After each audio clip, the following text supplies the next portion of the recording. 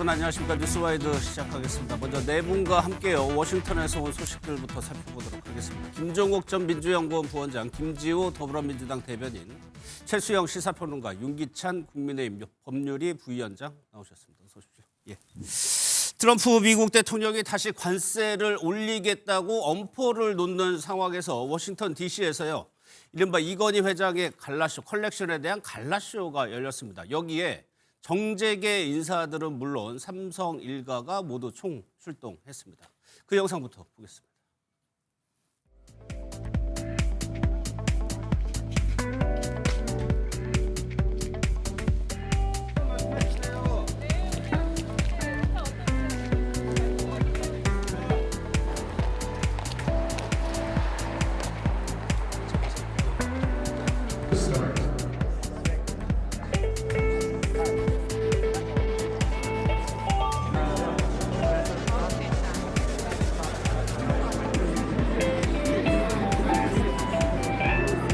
I believe it's our small contribution to bringing the American and Korean people closer together. Thank you for being here and please enjoy the rest of the evening. Thank you. 보신 것처럼 러튼이 미국 상무장관을 포함해서 삼성 일가가 모두 총출동했습니다. 홍나희 관장도 갔고 이서연, 이부진 사장 모두 다 갔습니다. 예, 뭐 총출동을 했다고 볼 수 있는 것 같은데요. 그러니까 삼성이라고 하는 세계적 기업의 브랜드 가치를 업그레이드하는 과정에서 예. 선대 회장이었던 이건희 회장이 기업 가치 중에서 가장 중요하게 여겼던 것이 문화적 가치를 얘기했었는데 예. 그런 부분들을 미국 수도인 워싱턴 DC에서 그런 것도 보여줌으로써 근데 삼성이라고 하는 브랜드를 높일 수 있는 측면이 있는 것 같고 최근에 보면 삼성이 대한민국 주총 1,000조가 넘어가는 상황이고 예. 앞으로도 계속 약진할 가능성이 되게 높다라고 하는 주가도 측면들이 계속 오르고 있고요. 예, 있죠. 예. 그다음에 말씀하신 것처럼 이런 반도체뿐만 아니라 삼성이라고 하는 브랜드가 문화를 같이 엮어 나갈 수 있다라고 하는 어떤 기업 가치를 더 확산할 수 있는 중요한 모멘텀으로 저런 행사를 잡았다는 생각이 들어서 예. 저는 상당히 접근 자체가 좋다. 근데 소프트한 문화적 가치를 가지고 접근을 하게 되면 그 기업에 대한 이미지는 훨씬 더 좋아질 수밖에 없는 측면이 있거든요. 그렇죠. 그것도 또 네. 미국이라고 하는 곳에서 했다라는 측면에서는 저는 상당히 좀 좋은 기획을 한 것 같고 예. 그 기획 자체가 이제 워싱턴입니다만 조금 있으면 뭐 보스턴으로도 가고 그다음에 런던으로도 간다고 얘기하니까 미국뿐만 아니라 유럽 전역까지도 저런 삼성의 문화적 가치를 높일 수 있는 예. 그리고 기업의 사회적인 기여라는 측면에서도 상당히 유의미한 내용들이 있는 것 같아서 예. 우리 기업들이 진짜 세계화되고 더 커진다라고 하는 예. 하나의 본보기로서 좋은 모습을 보였다는 생각이 듭니다. 그러니까 외교가 국가가 하는 외교가 있을 테고 기업이 하는 민간 외교 차원의 외교도 있을 텐데 이 전시회 자체가 굉장히 유물이라든가 이런 그림이라든가 이게 뛰어난 것이 좀 많은가 봐요. 사람들이 굉장히 많이 온다고. 그렇습니다. 사실 이제 이게 미국으로 가는 거는 이번이 처음이었지만 우리 예. 국내에서는 2021년부터 이미 했죠. 순회고 전시를 했어요. 근데 이제 왜 이렇게 오늘 삼성의 일가가 총출동했느냐? 이게 이유가 다 있습니다. 그러니까 이게 이제 이건희 컬렉션이라는 이름으로 명명은 돼 있지만 사실은 이게 저 선대 회장인 이병철 회장 때부터 조금씩 모으던 것을 아버지 이건희 회장 때 더 많이 집중적으로 모은 거예요. 그러다 보니까 이제 이거는 삼성가의 유물이 된 거죠. 근데 예. 그 이병철 회장은 이제 가야 금관이라든가 청자 쪽에 관심이 많았고 이건희 회장은 백자하고 그림 쪽에 관심이 많아가지고 집중적으로 했어요. 그러니까 제가 하나 또 이제 일화도 하나 말씀드리면 예. 1980년대 이제 이번에 여기에 있어요. 보물인데 그 조선 초기 화가죠. 이암이 그린 화조 구자도라는 그림이 있는데 예. 이제 여기 이제 그 전시회는 있어요. 근데 이게 잘못하면 김일성 컬렉션이 될 뻔한 걸 이건희 컬렉션으로 만든 거예요. 이게 일본에서 북한으로 넘어가기 직전에 이건희 회장이 이걸 사들인 거예요. 급박하게. 와, 많은 돈을 주고. 그러지 않았으면 이게 북한으로 가가지고 김일성도 컬렉션이 있거든요. 김일성 컬렉션이 될 뻔한 걸 이건희 회장이 사들여서 이건희 컬렉션이 된 그런 히스토리도 갖고 있어요. 그래서 단순하게 이게 우리의 국가 보물 이런 것도 있지만 여기서 정말 해외에 흩어져 있는 그런 우리나라 고유의 보물과 그런 이제 좋은 유작들을 예. 이건희 회장은 정말 높은 안목으로 전부 다 사들인 거죠. 그래서 어찌 보면 지금의 K컬처를 만들었던 그런 당사자로 볼 수가 있기 때문에 예. 굉장히 지금 삼성가에서는 모든 선대 회장들이 관여가 돼 있는 데다가 제가 말씀드린 이런 이제 스토리까지 포함돼 있어서 예. 굉장히 이 컬렉션 전시회는 정말 많은 공을 들이고 있는 그런 또 사연도 따로 있는 겁니다. 예. 저희가 앞서 잠깐 얘기하니까 윤기찬 부위원장께서 이재용 회장과 좀 인연이 있어요? 나이가 같은 것뿐이 없습니다. 근데 사실은 이제 저희가 그 이전에 조금 시간을 거슬러 올라가면 네. 이 현재 이 컬렉션 대상 그 문화재들 있잖아요. 뭐 국보가 막 16점 되고 이런데 이게 그 당시 이 상속 대상일 때 3조 원가량이었다고 그래요. 이거 갖다 다 기부했죠. 그러니까 저게 지금 이건희 컬렉션이라는 이름으로 운영되고 있지만 네.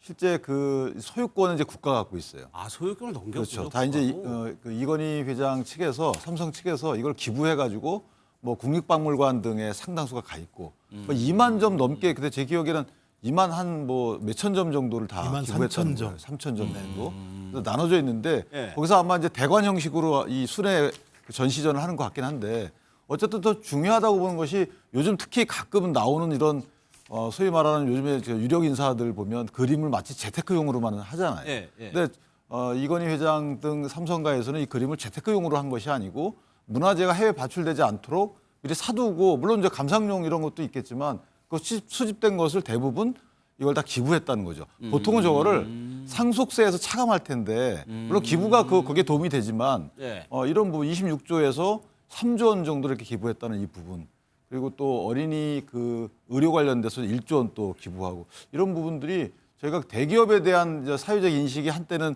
진영에 따라서 안 좋은 때도 있었잖아요. 예, 근데 예. 지금은 좀 그런 어떤 진영 논리를 벗어난 상황이고 이게 사회적 선순환의 역할을 하는 거고 저런 그 컬렉션 대상 이런 그 전시전이 있고 나서는 삼성에 대한 이미지만 좋아지는 건 아니죠. 대한민국에 대한 이미지가 좋아지고 예. 대한민국에 대한 국격이 높아지는 거라서 또 가가지고 보니까 상당히 많은 정계, 재계, 심지어는 이제 참전된 분들도 만나서 이게 민과 관이 이제는 융합돼 가는구나라는 생각이 들어서 예. 저는 상당히 새로운 트렌드의 어떤 전시전이고 외교 영역과 이제 산업 영역이 같이 믹스가 되는구나 이런 트렌드를 좀 보여준 전시전이 아닌가라는 생각입니다. 예. 저는 지금 그래서 지금 좀 전에 윤기찬 변호사 좋은 지적을 해주셨는데 이게 다 국가에 지금 다 그 귀속이 돼 있는 거란 말이죠. 예. 그래서 이제 문학의 일부에서 무슨 얘기가 나오냐면 여기 이제 주로 있는 게 아까 말씀드린 금관, 청자, 백자 뭐 그다음에 그림 이런 것들이란 말이에요. 그래서 주로 미술품들이 많아요. 그래서 지금 우리는 국가가 지금 국중박이라고 국립중앙박물관이 모든 걸 다 갖고 있잖아요.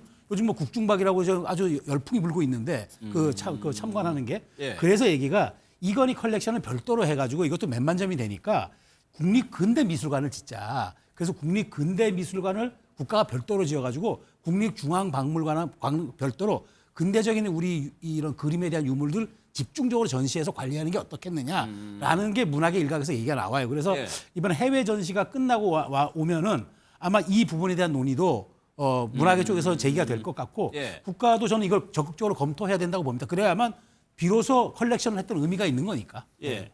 이 자리에 이제 민간 외교의 장이 됐다고 저희가 설명을 드렸는데 이 자리에 뭐 각계각층의 인사들이 많이 왔습니다. 강경화 주미대사는 당연히 왔고요. 정의선 현대차 회장도 참석을 했고 여기 보면은 하워드 러튼이 미 상무장관도 참석을 해서 인사를 나누는 모습입니다. 사실 러튼일 장관은 지금 관세 협정 과정에서 미국의 아주 강경한 목소리를 내오던 인물이고 지금도 우리와 이 관세 관련해서 협의를 하고 있는 파트너예요. 그러다 보니까 이 자리가 더 주목을 받고 있는데 정의선 회장도 강훈식 비서실장 캐나다 갈 때 같이 가고 지금은 민하고 관이 원팀으로 해가지고 움직이더라고요.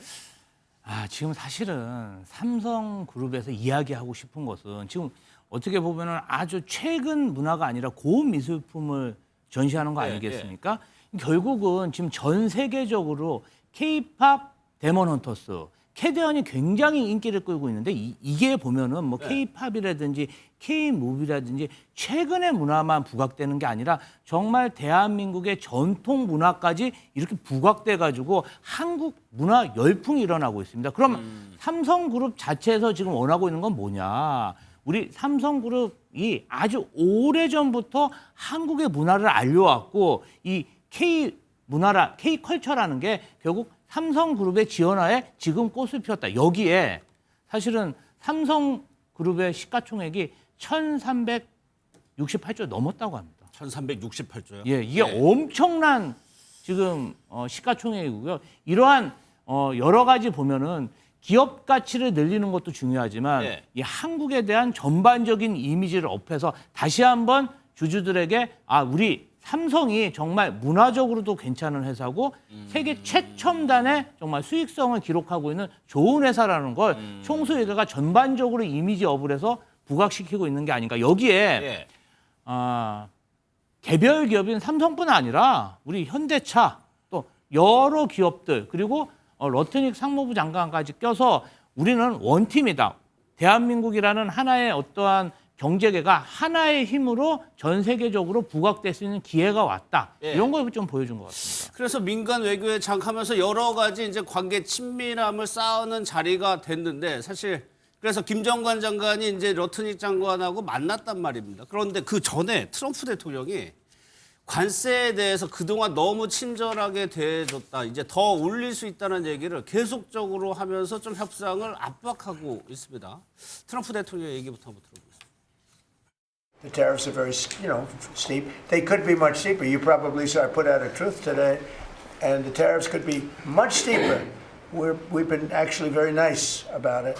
But even being nice about it, we've taken in hundreds of billions of dollars, and honestly, they've given us tremendous national security. 그동안의 상대국에게 너무 관대했다고 얘기를 했습니다. 그러면서 펜 하나만 하면은 뭐 글씨만 쓰면은 수억 달러가 미국으로 돌아온다고 얘기를 했습니다. 지금 우리나라 관세를 15%에서 25%로 올리겠다고 공언한 상황에서 이런 압박을 좀 트럼프 대통령이 계속하고 있단 말이에요. 예, 그러니까요. 제가 볼 땐 관대했나요? 매우 야박했던 거로 저는 기억하고 있고 많은 국가들이 벌벌 떨지 않았습니까? 관세 자기 마음대로 얘기하고 말씀하신 것처럼 일본과 할 때는 본인이 직접 판에다가 글자를 바꿔가지고 올리는 수정하고 일까지 있죠. 벌인 내용이 벌어져서 전 세계에서 소위 미국 트럼프 대통령을 바라보는 리더십과 관련해서 상당히 좀 양반 아주 이런 입장들이 분명히 있는 상황인데 저는 만약에 어제 러트닉 상무장관하고 정의선 회장이 좀 저기서 만났으면 제가 좀 내용 잘 만났는지 안 만났는지 모르겠습니다만 네. 왜냐하면 관세를 올리는 게 현대자동차 관세를 올리자고 얘기한 거니까 따지고 보면 그렇죠. 둘이 자동차 관세 좀 올리겠다고 둘이 좀 만나면서 좀 좋은 표정을 지었다고 한다면 내일 김정관 장관하고 만났을 때 이게 좀 도움이 되지 않았을까? 아직 제가 그 안에 내부 상황을 잘 모르겠습니다만 근데 말씀하신 것처럼 2달밖에 안 됐어요. 실제로는 한국하고 미국하고 관세에 대한 합의를 본 게 예. 2달 정도가 진행이 됐고 다 합의가 됐고 그다음에 여기 그 이후에 법안 같은 경우도 발의가 된 상황인데 그렇죠.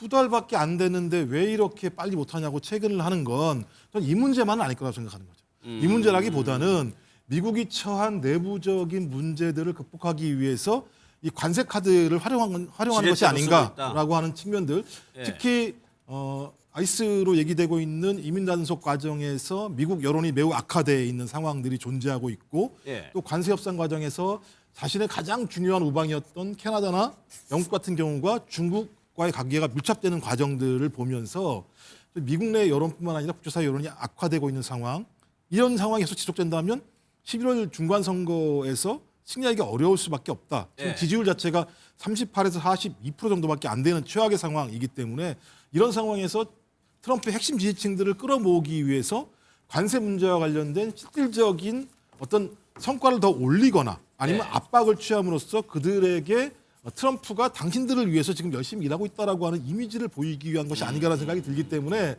상황 자체가 녹록지는 않은 것 같다. 왜냐하면 이게 정치적인 자기의 지지율 상승을 위해서 관세 협상이라고 하는 부분들을 건드리고 있기 때문에 이 내부의 문제가 풀리지 않았을 때 계속 관세 문제를 걸고 넘어갈 수밖에 없는 것이고 예. 특히 이제 한국이나 일본이 가장 큰 관세 협상의 규모를 가지고 있는데 일본은 지금 중의원 선거에 처해 있지 않습니까? 예. 중의원 선거에서 지금 일본 총리를 도와줘야 되니까 일본은 쉽게 지금 문제 제기 못하는 것 같고 오히려 한국에게 압박이 좀 더 세게 다가오는 상황인 것 같아서 상당히 좀 저희가 좀 잘 현명하게 잘 버텨야 되겠다 이런 생각을 예. 하게 됩니다. 근데 그래서, 저게 사실은 어찌 보면 그 박사님 말씀처럼 그 기본적으로 깔려 있는 것 같고 거기다 트럼프는 우리 그 대한민국의 관세 일방적 그 인상 글을 올린 게 사실 통보해 줄 수 있는 거죠. 언제까지 만약에 이런 조치가 없으면 나 올리겠다라고 그게 기본인데 예. 그렇게 안 하고 갑자기 전격적으로 올렸단 말이죠. 그랬죠. 예. 그 이유는 저는 연방대법원의 그 재판과 관련이 있다고 봐요. 그러니까 대법원에 이게 현재 계속 변론 중이다. 그러니까 대법원 봐라 이렇게 현재 당신들이 만약에 무효나 위법으로 판결하게 되면 뭐 비상경제 대권법인가 그 문제가 생기면 미국에 이런 문제가 생긴다. 그래서 잘 이렇게 각 나라들도 여기에 반응하고 있는데 당신들이 그렇게 법적 논리를 하면 안 된다라고 저는 대법원을 보고 대법원 들어라 이렇게 하는 것으로 보여져서 저희가 만약에 관세 협상할 때 그럼 시기를 그거를 기반으로 해서 조정하든가 하는 이런 식의 뭔가 사정에 대한 정확한 파악이 선결돼야 되는 게 아닌가라는 예. 생각을 합니다. 그래서 김정건 장관이 캐나다에 갔다가 급히 워싱턴으로 급파됐죠. 1차로 러트닉 장관을 만났는데 오늘은 뭐 어떤 결론을 내지 못하고 내일 또 만난다고 합니다. 트럼프 대통령이 굉장히 칭찬했던 김정관 장관이었거든요. 영상을 한번 보겠습니다. Actually, my people say he's very tough, however. We wish we had somebody of a little bit lesser caliber, but they decided not to do that. 살면서 터프하다는 소리를 세상에서 가장 터프한 분한테 들어가지고 이 가문의 영광으로 지금 생각을 하고 있습니다. 어떤 말씀 하시나요? 네, 저 잘 해보고 오겠습니다. 네. 오늘 끝날 걸로 보시나요? 논의해봐야죠. 회담 좀 어떻게 결론이 났을까요? 많은 대화들이 있었고요. 내일 아침에 한번 더 이야기를 하기로 했습니다. 네, 잠시만요. 관세 인상은 막으셨나요? 예? 관세 인상은 막으셨나요? 그렇게 뭐 막다 안 막다 그런 이야기까지는 아니고요. 어떤 걸 요구하던가요? 다시 만나기로 했나요? 네, 내일 아침에 다시 만나겠습니다. 아, 그러면 한국은 돌아가는 건 좀 늦어지신 거예요? 좀 봐야 될 것 같아요. 그럼 아직 결론이 안 난 상태인가요? 그렇죠. 아직 결론은 아닙니다. 건보 개최 일정도 이야기를 하던가요? 아니, 그런 얘기 안 할게요. 현지 시간으로 내일 오전에 다시 만나기로 했다. 김주호 대표. 그러니까 미국에서 어제 베센트 재무장관도 입법화가 돼야 무역협정 이거 되는 거다라고 얘기를 하고 있어요. 그런데 우리 국회에서는 일단 계획대로 해나가겠다는 거 아닌가요? 아니 그렇죠. 이게 정말 천문학적인 자금을 투자하는 일인데 그렇게 미국이 원하는 대로 번갯불에 콩고 먹듯이 할 수는 없는 거 아니겠습니까? 네. 사실은 자체적인 요인이 더 큰 것 같아요. 아까 말씀하셨듯이 예. 미국 연방 대법원의 상호관세 판결이 지금 이제 조만간 나올 것 같은데 혹시 이 시기를 조금 대한민국이 끌고 있는 게 아닌가. 그리고 이면적으로 보면은 예. 어떤 특정 분야에 투자를 해야 되는데 이 부분 관련해서 사실은 본인들이 주도권을 쥐고 본인들이 원하는 분야에 한국이 묻지마식으로 그냥 이렇게 몰아쳐갖고 투자를 촉진시키려고 하는 게 아닌가? 예. 그런데 대한민국 입장에서 철저히 국익을 따지고 수익성을 따지고 우리 기업과 산업에 굉장히 유리한 조건에 가진 그런 곳에다 투자를 해야 되잖아요. 예. 정말 수익이 불투명하고 저희 나라 세금이 정말 낭비될 수 있는 곳에 투자할 수 없는 거지 않습니까? 그러려면 정말 내용을 잘 분석을 하고 또 입법부도 우리가 잘 설득할 그런 책임이 있습니다. 그런데 지금은 어찌 보면 트럼프 행정부가 저희 대한민국 정부를 압박을 해서 무언가 얻어내고 본인들과 유리한 조건으로 어떤 일을 도모하려는 게 아닌가 이런 때일수록 여야가 니탄내탓 할 게 아니라 정말 한 목소리로 좀 미국의 통상 압력에 대해서 대응해야 되지 않을까 그런 생각이 듭니다. 그럼 트럼프 내부의 국내 정치 문제를 생각해보면 11월에 중간 선거가 있기 때문에 그거를 분명히 고려하고 있어요. 근데 최근에 트럼프 행보를 보면 이란에 지금 앞에 항공모함 지금 전단 가 있고 베네수엘라 대통령 잡아오고 이민 단속국에서 강하게 진압하고 그런 정치적인 행보를 강경하게 다 대응한다고 봐야 되는 건가요? 그렇죠. 그런데 지금 더더군다나 지금 트럼프의 고민은 또 지지율일 거예요. 예. 지금 지지율이 굉장히 낮아요. 물론 트럼프가 뭐 재임 기간에 50%를 넘긴 적은 없어요. 늘 이제 50% 밑에 있었지만 그럼에도 불구하고 지금의 지지율은 30%대거든요. 예. 그러니까 매우 낮은 거죠. 더더군다나 지금 트럼프가 이렇게 전방의 압박에 나서는 이유는 저는 이런 거라고 봐요. 그러니까 혹시라도 이제 본인이 이제 한국에도 6월 지방선거가 있잖아요. 그러니까 자기는 11월에 선거가 있고 그러다 보니까 정치적인 불확실성 때문에 이런 투자들이 약간 유동성이 있어지는 것 아니냐. 그리고 그럴 수 우리는 환율을 문제로 자꾸만 뒤로 좀 밀어 예, 환율이 안정될 때 하겠다. 또 우리는 또 환율 지정국이에요. 그러다 보니까 지금 이 모든 것들이 트럼프 입장에서는 빨리 돈 좀 들어와라라는 얘기를 한마디를 하고 싶은데 그렇게 못하니까 의회 핑계대고 뭐 지금 국내 정치 여러 요소들이 지금 얘기를 하는 것 같아요. 그러니까 지지율, 그러니까 지금 아까 아이스 얘기까지 나왔지만 이런 어떤 지금 지금 그린란드 문제는 유럽과 전선을 펼쳐지고 있고 이란과는 지금 중동전이 지금 눈앞에 있고 예. 국내적으로는 아이스라는 이제 그 이민 단속국에 대한 비난 여론이 굉장히 강하고 이런 상황인데 11월 대법원 판결도 앞두고 있고 그러니까 이걸 한 방에 해결할 수 있는 거는 다시 관세 문제로 관점을 돌리고 빨리 조기 투자로 조기 달러를 받아가지고 특히나 이제 11월 선거 앞두고 본인의 지지층이 많은 곳에다가 그걸 공장이라든가 뭘 했을 때 비로소 가시적으로 그럼 이 지지율이 조금 더 반등할 수 있다. 그 생각을 한 것 같아요. 그러니까 트럼프의 그 방식은 이런 것 같아요.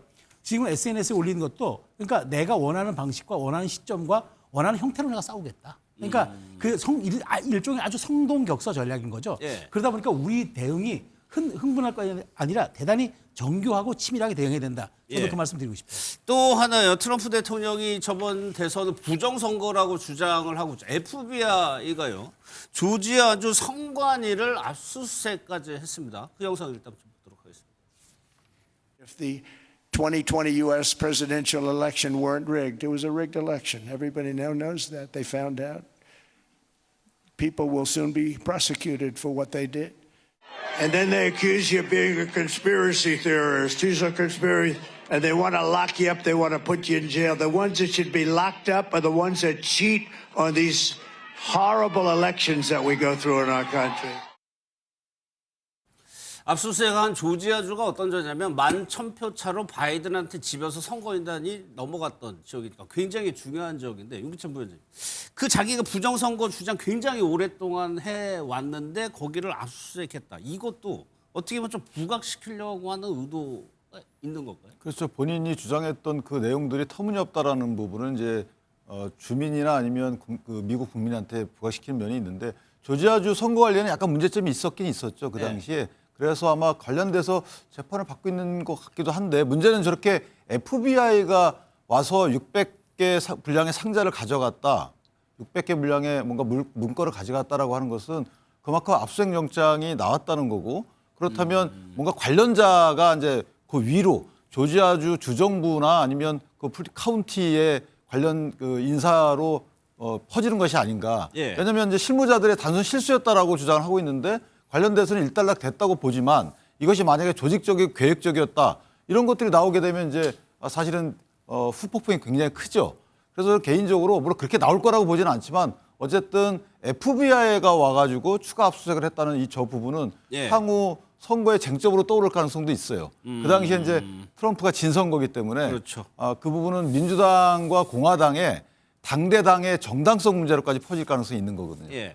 주정부 차원에서 머물지 않고 해당 선거가 실제 전국적인 취지에서 보면 이 부정선거라는 단어 하나만 들어가도 또는 관련자의 급수에 따라서 또는 직위에 따라서는 상당히 민주당에 타격을 줄 수 있는 소재로 휘발성이 작용할. 큰 이슈죠. 그렇죠. 저는 개인적으로 그렇게 봅니다. 사실 트럼프가 대외적으로 독주를 하고 있습니다. 들으신 것처럼 지지율은 굉장히 낮고 민주당 야당에서도 아주 강력하게 견제를 하고 있는 상황에서 이런 행보가 이어지고 있습니다. 저희 국내 정치권 소식으로 넘어갈 텐데 이해찬 전 총리 빈소에 오늘 국민의힘 지도부가 조문을 왔습니다. 어떤 얘기들을 나눴는지 직접 보도록 하겠습니다.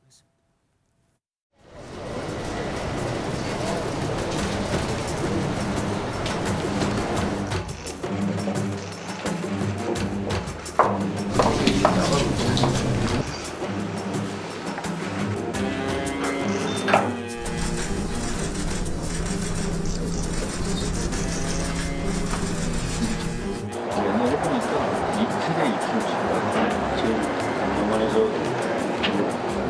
빨간 목걸이가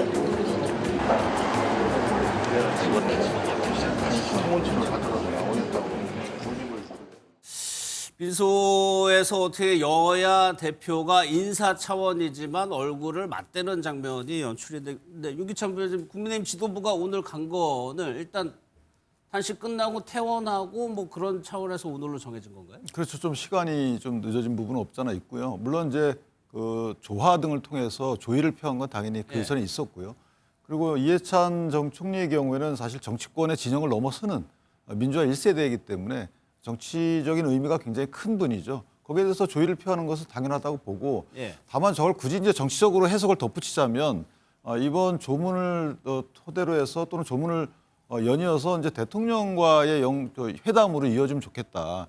저렇게 여야가 마주보고 사실 이제 건강 괜찮냐라는 식의 어느 정도 위로를 가하고 이런 자리를 넘어서서 대통령께서 여야 정당 대표를 불러서 가뜩이나 이제 대외적인 문제에 있어서는 합치자 이런 취지의 말씀을 하셨기 때문에 사실 중재자로서 또 국가원수로서 정치권의 이런 불협화음에 대해서 어느 정도 생산적인 방향으로 끌고 나갈 수 있는 그런 그 영수회담 내지 여야 대표회담으로 좀 승화시켰으면 좋겠다. 개인적으로 그렇게 평가합니다. 예, 상중이어서 뭐 덕담 수준의 좋은 말들이 오가고 했는데 사실 정치가 이렇게 됐으면 좋을 텐데 또 현실 정치로 돌아오면 또 그렇지 않게 된단 말이에요.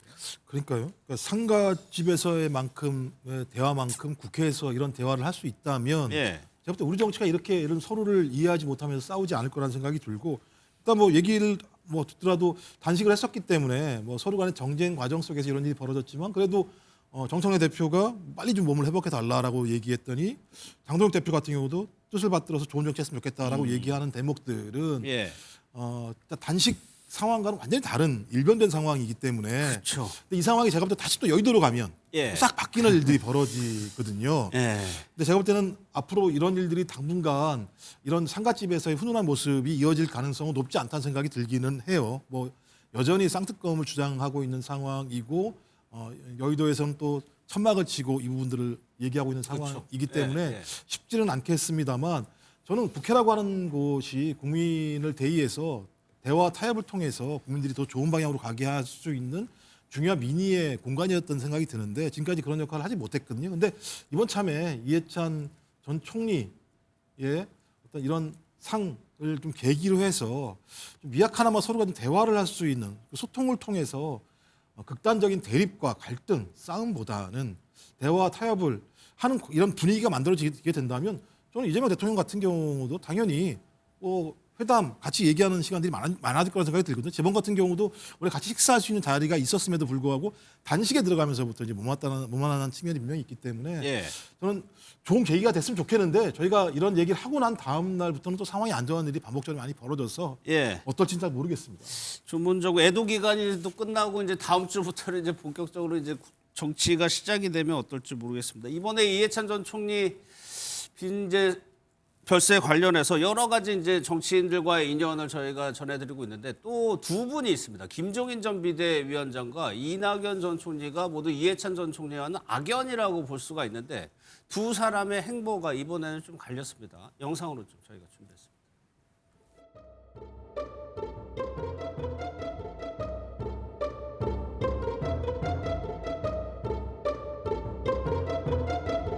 제가 뭐 굳이 이해찬 의원을 쳐야 할 개인적인 어떠한 무슨 감정이나 그런 게 있는 게 아니에요. 어느 한 사람의 소위 위치로 인해 가지고서 선거에 미치는 영향도 생각해야 되고.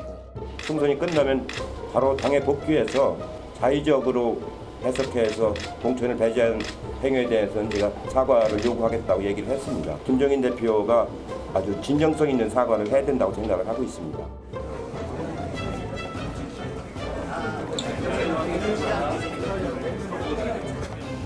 대의원은 제가 12년 후배고요. 국무총리는 13년 후배고요. 당대표는 8년 후배고요. 그래도 이해찬 대표님 뒤를 돌려 따라다니긴 잘했다.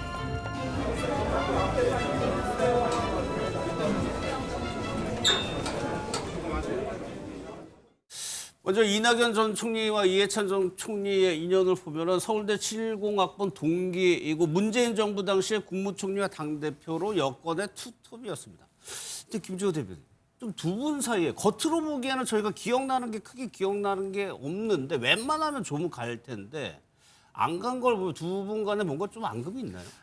글쎄 내일 아침이 발인이기 때문에 네. 아직까지는 시간이 있어서 이낙연 전 총리가 혹시라도 오늘 밤이나 그럴 수 내일이라도 있죠. 예. 조문할 수는 있을 것 같습니다. 다만 이해찬 전 총리가 이재명 대통령의 오랜 후원 관계로서 사실은 그 이재명 대통령이 경기도지사 시절부터 대권 후보까지 되는 그 과정에서 수많은 당내 어려움과 공격 속에서도 네. 정말 후견인 노릇을 톡톡히 했기 때문에 많은 정치권에 있는 인사들이 아마도 자신과 경쟁했던 이재명 대통령을 정말 끝까지 지켜준 이해찬 총리에 대해서 뭔가 좀 감정이 남아 있어서 가지 아는 거 아닐까? 예. 이런 좀 상상을 하는 것 같은데 그건 모르죠. 예. 본인 당사자만 아는 거기 때문에. 근데 지금 장동혁 대표도 사실 굉장히 어려운 걸음을 해줬습니다. 예. 건강상의 어려움이 있을 텐데. 잠시만요. 방금 전에 뭐 어떤 영상이었냐면 개혁신당의 이준석 대표가 빈소로 들어가는 모습이었습니다. 뒷모습만 잠깐 보였는데. 예. 예, 이제 이런 것들이 어떻게 보면 장동혁 대표,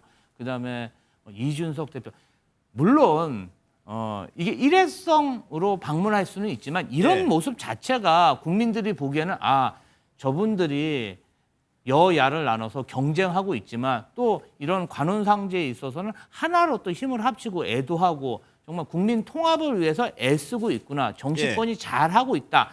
이런 모습을 보여주는데 아무래도 민주당의 당대표 그리고 문재인 정부 총리까지 역임하셨던 분이 예. 조문을 안 한다는 것은 매우 안타까운 일이다. 저는 그렇게 보고 있습니다. 그러면은 이재명 대통령이 이제 전에 이제 대선 후보 시절에 이낙연 전 총리도 대선 후보군 중에 한 명이었잖아요. 거기에 대해서 이해찬 전 총리가 이재명 대통령을 선택을 했다고 봐야 되는 거예요. 뭐 그렇죠. 계속 지속적으로 그래 왔습니다만 예. 아니 그렇다고 하더라도 정치는 계속적인 본인이 선택을 하는 거 아니겠습니까? 예. 둘 다 같은 정치인이기도 한데 이런 문제 때문에 어떤 정치적인 결별 이런 게 아니라 적어도 자기가 대학 동기고 이 상을 당한 상황이라고 한다면 예. 다 제껴놓고라도 가서 조문을 하는 것이 저는 친구로서의 예의라고 생각이 들기도 하고요. 그다음에 김종인 전 위원장도 마찬가지입니다만 그 이해찬 전 총리가 처음으로 관악을에 나와서 대적을 한 사람이 김종인 위원장이었습니다. 그때 이해찬 전 총리가 이겼지요. 그러네요. 그 예. 이후에 또 김종인 위원장이 이해찬 총리 공천을 배제했죠. 그래서 무소속으로 세종에 나가서 당선돼 다시 올라온 이런 와중에도 예. 정치를 뛰어넘어서 조문을 하는 것은 상식적인 것이라고 생각을 해서 가서 저렇게 조문을 하는데 예. 아무리 대선 과정에서 다른 후보를 지지했다고 해서 예. 또 그 이후에 본인이 탈당을 한 다음에 김문수 전 후보를 지지했다고 하더라도 예. 이런 문제와 관련해서 조문을 하지 않으면 그분을 바라보는 국민들의 시선이 어떻겠습니까? 다른 건 몰라도 뭐 예를 들면 서로 경선을 하다가 서로 만나기로 했는데 안 만나 이런 건 그럴 수 있어요. 예. 하지만 이건 그런 문제가 아닌데 저런 모습을 보이는 건 소위 본인의 이낙연 전 총리 본인의 미래를 위해서도 그리고 본인을 바라보는 지지층들이나 국민의 시선을 봐서도 저렇게 하시면 안 된다. 아직까지 아까 말씀하셨던 것처럼 대변인이 시간이 남지 않았습니까? 예. 오늘 저녁 내일 아침이라도 그 친구가 가는 길을 배웅해 예. 주는 게 저는 친구로서의 도리가 아닐까 이렇게 생각을 합니다. 예. 이해찬 전 총리와 이낙연 전 총리가 이렇게 시간대로 저희가 정리를 해봤는데 결국에는 저렇게 결론이 나면서 다양한 정치적인 해석이 나오는데 김종인 전 비대위원장 얘기해 보면 재밌는 얘기를 했어요. 특별한 인연은 없지만 이해찬 전 총리에 대해서 옛날부터 잘 아는 좀 모순된 얘기인 것 같기도 하고요. 그게 참 그러니까 평가하기 어려웠다는 얘기죠. 그러니까 사실은 어찌 보면은 1988년 사실 그 노태우 정부 직선제 이후에 수용 이후에 치러졌던 총선에서 예. 사실 평민당 돌풍 바람에 이제 사실 김종인이라는 그때 굉장히 여권에서는 거두였는데 그 굉장히 경제 수석도 거두였는데 어쨌든 꺾였잖아요. 그러다 예. 보니까 그거는 굉장히 큰 충격이었어요. 당시 제 기억에 13대 총선에서 가장 화제의 지역구가 관악이었어요. 저도 기억합니다. 그런데 그때 사실 본인은 화려하게 정치에 입문하면서 김종인 위원장이 만일 그 당시에 당선됐다 그러면은 여권의 지형이 지금 보수 정당의 지형이 달라졌을 수도 있어요. 그런 이제 중요한 위치에 있었던 분인데 어쨌든 그를 꺾음으로써 또 이해찬 그 전 총리는 단번에 또 민주주의의 스타로 떠오른 거죠. 그렇죠. 네, 관악에서 그 여권의 거물을 꺾었으니까. 예. 그런 이제 인연이었으니 사실 이거를 뭐 특별하다고 얘기하면 본인도 여러 가지 좀 민망하니까 특별한 인연은 아닌데 잘 아는 또 사이죠. 그러니까 참 이게 제가 봐도 참 그 애둘랑한 건데 그다음에 또 김종인 회장 이해찬 전 총리에게 그때 이제 공천 배제 칼날을 휘두를 때 또 그 칼을 맞은 사람도 정청래 대표도 있었어요. 그렇죠. 그러니까 예. 사실 어찌 보면은 보수 진영, 진보 진영 다 왔다 갔다 하면서 사실은 이제 이른바 승리 청부사라는 아주 그 뭐 여의도 차르라는 멋진 별명을 가졌지만 예. 사실 어찌 보면 정청래 이해찬 전 총리와는 굉장히 좀 악연을 갖고 있는 김종인 위원장인데 그럼에도 불구하고 저도 조문하면서 저렇게 약간 해악에 가까운 그 저렇게 이제 코멘트를 하는 걸 보면서 역시 정치 내공은 이게 하루아침에 쌓이는 게 아니구나. 축적의 시간을 거쳐야 저렇게 빛을 발하는구나 느꼈는데 그렇습니다. 조문 정치가 의외로 막힌 경색을 여야 경색을 뚫었던 사례들이 많습니다. 그래서 저는 더 그랬죠. 그래서 저도 이번 기회에 이해찬 전 총리의 조문 이 기간이 닷새나 되고 하니까 이걸 기화로 좀 전에 저는 아주 굉장히 좋은 대화가 나눴는데 정청래 대표가 덕담하니까 장도영 대표가 좋은 정치로 보답하겠다고 했잖아요. 예. 세상에 나쁜 정치는 없습니다. 나쁜 정치인이 있을 뿐들이지. 그렇기 때문에 이런 이야기들은 매우 저는 좀 약간 희망적인 시그널이라고 생각을 합니다. 예. 사실 김종인 전 비대위원장과의 인연이 더 드라마틱한데 여기서 선거에서 이해찬 전 총리가 이겼어요. 그래가지고 정치를 데뷔하는데 이때요. 2016년에 김종인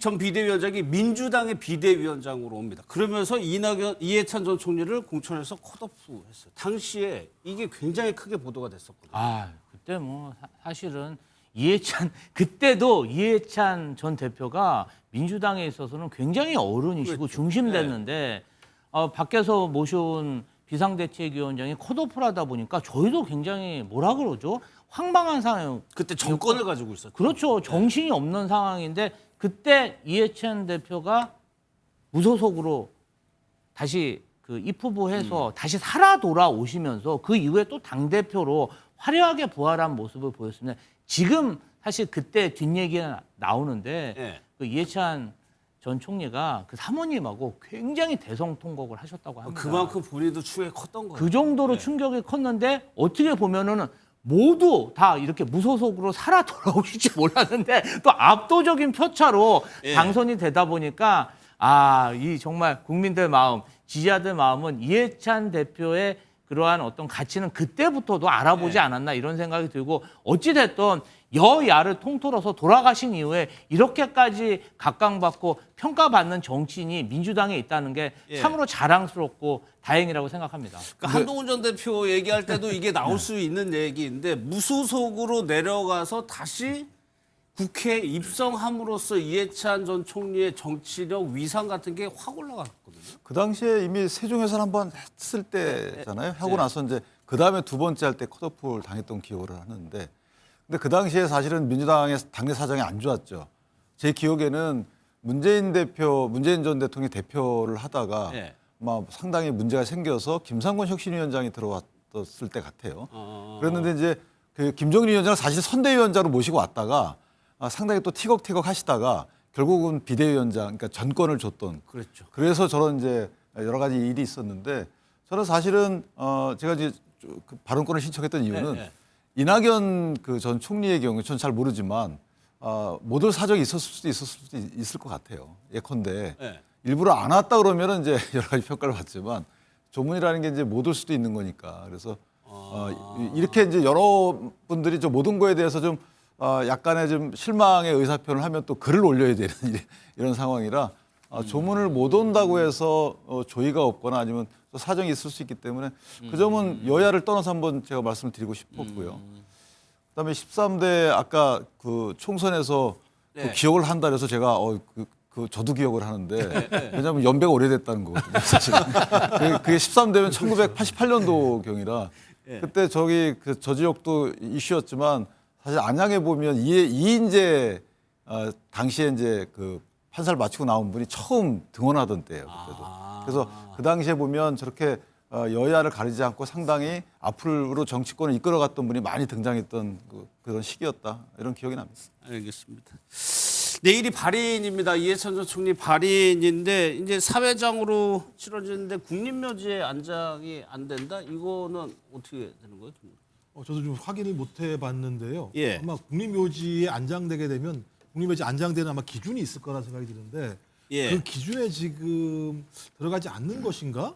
요게 이제 본인의 고인의 뜻을 따라서 세종에 안정이 된다고. 그러면 본인 곁에 묻히고 싶다. 아마 세종이라는 곳에서 저희 본인이 정치적인 제기를 했었고 그걸 통해서 민주당의 180석을 만들어냈었고 그다음에 뭐 문재인이 이재명 대통령을 만들어낸 측면이 있기 때문에 본인이 거기에 대한 애정이 매우 큰 것 같습니다.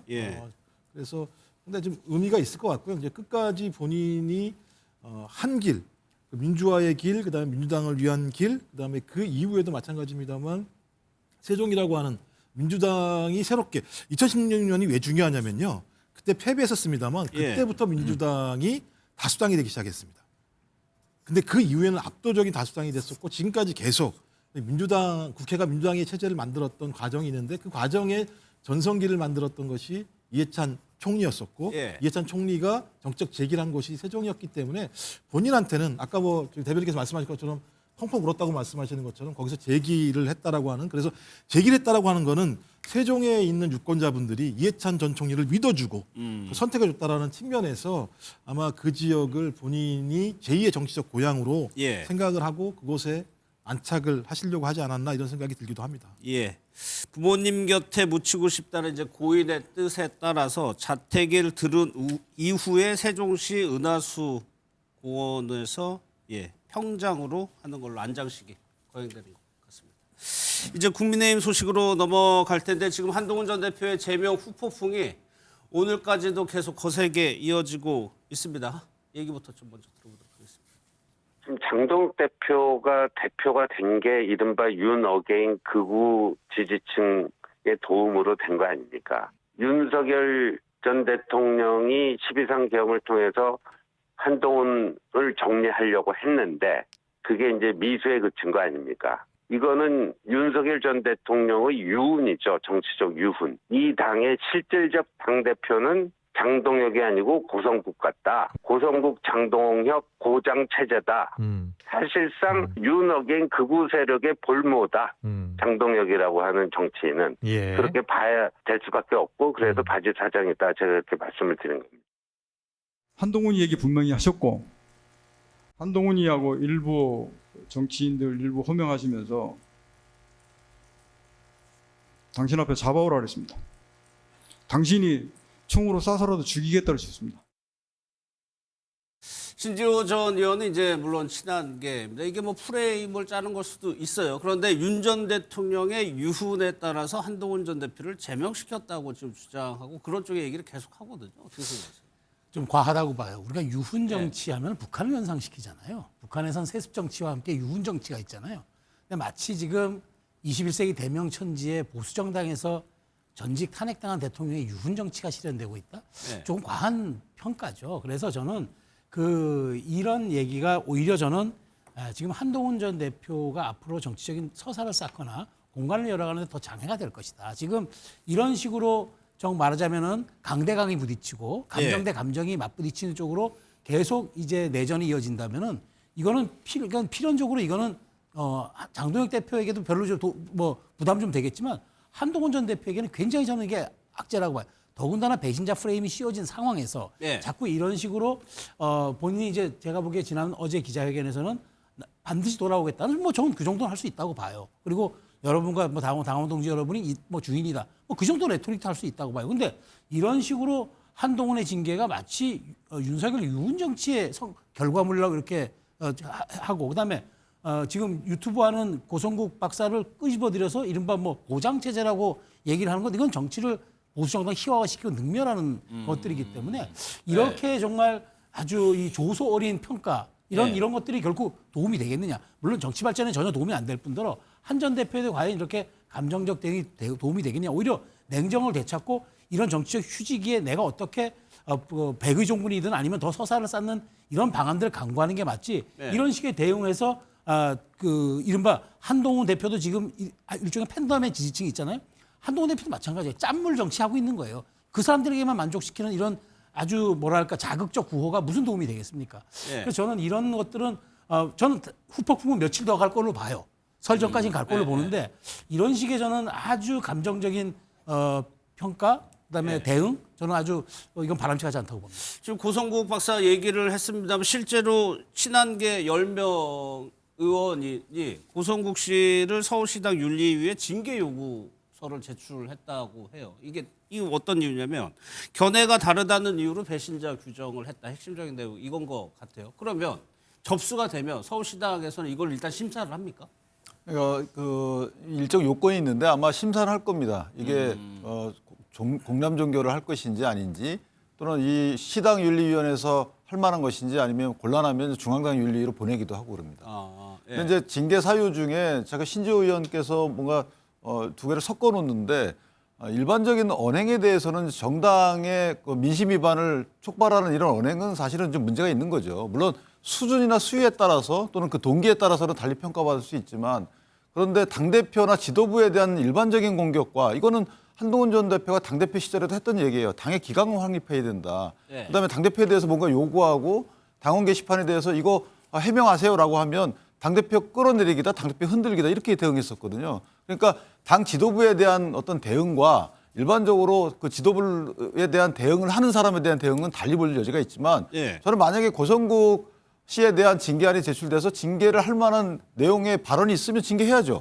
그분은 윤리위의 독자적 판단에 맡기면 되는 거예요. 더 이상이 흔들면 안 되는 부분이고 또 하나는 저렇게 일반적으로 일정 특정 시점을 끄집어내가지고 공격의 대상으로 삼으시는 거 특히나 저렇게 뭐 유훈이다. 그다음에 이거를 장동혁 대표가 한 것이고 바지 사장이다. 이렇게 하면 속이 편한가요, 본인이? 저는 상당히 그 좀 유치한 그 표현이다라고 생각을 하고 그것보다는 예. 조금 더 장동혁 대표에게 뭔가를 촉구하는 게 낫죠. 이렇게 해라 네. 앞으로 이게 나은 것이고 또 하나 그렇게 따지면 제가 한번 따져볼까요? 한동훈 전 대표 비상대책위원장 누가 만들어줬죠? 일반적으로 거기에 대한 답변 한번 해보세요. 그럼 거기에 대한 평가가 줄을 이을 겁니다. 이런 식으로 하지 말자는 거죠. 이거는 제 살 깎고 먹기이기 때문에 물론 제명이 과한 건 저도 인정을 해요. 제가 보기에도 제명은 과합니다. 그럼 다른 방법으로 풀어야 나가야 되는 거고 한동훈 전 대표도 이제 정치 활동을 하실 거기 때문에 새 확장을 위해서 어떤 발언과 어떤 스탠스가 유리한지에 대해서 예. 조금 더 고민을 해보시면 저는 그 새 확장을 위한 행보가 한동훈 전 대표의 정치 자산 확립에 좀 나아질 수도 있겠다 생각합니다. 예. 오늘은 한동훈 전 대표를 옹호하는 분이 없어서 제가 대신 한번 질문을 한번 드려볼게요.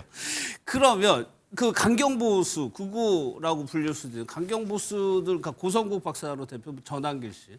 애초에 장동혁 대표가 그쪽에 지지를 얻어서 대표가 됐기 때문에 그런 식으로 얘기할 수 있는 것 아니에요? 아니 그렇게 저도 얘기할 수 있다고는 네. 있다고는 봐요. 그런데 일종의 이제 그 왜 강성 지지층이 막 휘둘려 다니고 끌려다니는 그런 정치를 하느냐고 요구를 할 수는 있고 좀 빨리 빠져나와라 얘기는 할 수 있는데 일종의 거기다가 네이밍을 하고 그 프레이밍을 씌우는 거 뭐 고장 체제라든지 뭐 사실 고장 체제가 그럼 공동 대표라는 뜻이잖아요. 예, 그러니까 예. 그런 얘기들. 그러니까 이런 것들이 과연 저는 문제 해결에 도움이 되는 건가? 그리고 고성국 박사에게 고성국 씨한테 뭐 조언을 받고 있다고 쳐요. 그렇다고 현역 의원 10명이 일반 당원을 또 징계안을 냅니까? 그러니까 이런 것들이 저는 끊임없는 이제 그 굴레 속에 들어가는 거예요. 그러니까 네. 이런 식으로 푸는 게 맞느냐? 저도 우리 윤기찬 변호사 말씀에 동의하는 거는 저도 징계로 가서는 안 된다고 얘기했고 저도 최소한 이거는 타협점을 찾아서 문제 풀어야 한다. 저도 계속 얘기를 했어요. 그렇지만 이제 결정을 낸 이상 저도 그래서 이 부분은 상당 부분 장동혁 대표에게 굉장히 설전까지 저는 엄청난 정치적 부담이 가해질 겁니다. 그래서 리더십이 시험대에 올랐다고도 저도 얘기를 합니다. 그렇지만 이걸 가지고 그런 식으로 능멸하거나 희화하거나 조소하는 이런 정치 행태는 온당하지가 않다. 그러니까 한 전 대표도 오히려 위기가 기회라는 말이 있듯이 지금을 어떻게 내 서사로서 싸울 수 있는지 정말 자기도 지금 정말 그 팬덤 정치라는 이른바 짠물 정치에서 어떻게 하면 이번에 조금 더 큰 외연의 바다로 나갈 수 있을 것인지 예. 이런 것들을 고민해야지 이런 식으로 저는 직자적 대응들이 과연 이건 정말 도움이 안 된다라고 예. 말씀드리는 겁니다. 하나 더 여쭤볼게요. 그러니까 윤어겐이다, 윤 전 대통령의 유운이다 이런 식의 나오는 게 장동혁 대표가 윤석열 전 대통령과의 관계나 저런 문제에 대해서 명확하게 표명을 안 해서 일 수도 있지 않을까요? 근데 이제 지난번에 사과에 거의 들어가 있다고 일반적으로 해석을 하거든요. 과거의 잘못된 선택에 대해서는 다 사과를 했고 네. 그 잘못된 선택은 일반적인 정치적 용어로 그렇게 보이는 거고요. 윤 전 대통령에 대해서 욕을 하지 않는 한 절연을 한 게 아니다 이렇게 평가할 수는 없는 거잖아요.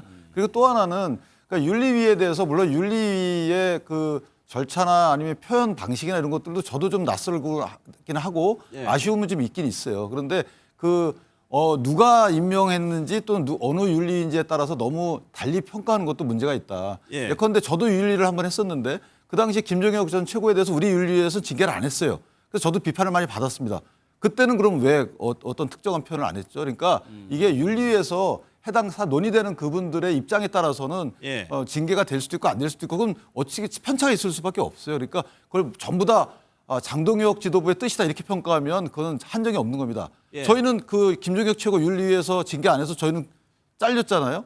그러니까 이건 어떻게 평가할 거죠? 그러니까 장동혁 대표가 그거에 대한 사전에 주문을 하거나 이렇게 하지 않는다는 거죠. 독립적으로 움직이는 거니까 저런 윤리위의 어떤 특정 사안에 대한 심리나 결정에 대해서 너무 불만이 있을 수는 있지만 전반적으로 지도부와 연관돼서 판단하는 것도 좀 문제가 있다 이렇게 봅니다. 지금 친한계에서는 오늘 고성국 씨에 대해서 징계 요구서 제출을 했고요. 또요, 재신임을 받아야 된다고 주장을 하고 있습니다. 계속적으로 이 이슈를 끌고 가려고 하는 것 같습니다. 한번 얘기를 들어보겠습니다. 장동혁 체제에서 개혁에 대한 방안들을 제대로 내놓지 못하고 있잖아요. 글쎄요, 지도 체제가 좀 지방선거 이대로 잘 치를 수 있을지 굉장히 많은 걱정이 있고, 사퇴하냐 사퇴 안 하냐의 결과적 그것도 결국에 장동혁 대표도 당원들이 뽑은 당대표 아니겠습니까? 재신임에 대한 것도 정치적인 재신임 투표 얘기하시는 결정을 거예요? 해야 된다라고 생각하고. 설전에 바로 해야 된다고 생각하세요? 만약에 할 걸 아이디어니까 의원님의. 저는 빠르면 빠를수록 좋다라고 생각합니다. 장동혁 대표 사퇴하라는 말씀을 하실 수는 있지만 저는 제가 최도구 최고위원이 당선된 그 이후부터 줄곧 지도부 해체는 없다. 그리고 해체될 수도 없는 구조다라는 말씀을 드렸고. 장동혁 대표에 대해서 재신임을 묻자. 일단 친한계에서 계속적으로 이런 얘기를 하겠죠. 지도부 사퇴하라는 식의 얘기를. 근데 그게 방법이 되나요? 저는 재신임을 물을 방법이 없다고 생각. 할 수 있는 방법이. 네, 그렇죠. 뭐 예를 들면 국회의원들이 모여가지고 얘기한다고 해서 그 체제가 무너질 거라고 생각하지도 않고, 그러니까 지도부 같은 경우도 7대 1대 1 아닙니까? 그러니까 7명 같은 경우는 제명에 찬성을 했고, 양양자 최고 같은 경우도 약간 반대 입장이었었는데 기권이라고 하는 형태를 통해서 명확히 예를 들면 찬반을 드러내지 않았고, 우재준 청년 최고위원 정도만 명시적으로 반대를 한 상황이기 때문에 지도부가 그런 상황이고, 또 하나는 그 국민의힘 중진 의원들 같은 경우도 초반에는 어떤 정치적 타협을 위해서 한동훈 전 대표에 대한 제명에 대해서 좀 반대 의견을 가지고 있었습니다만 최근 흐름을 보면 또 그런 흐름이 없는 상황. 대부분 또 우리 국민의힘 의원들이 영남 지역에 소재하고 있는 상황 아니겠습니까?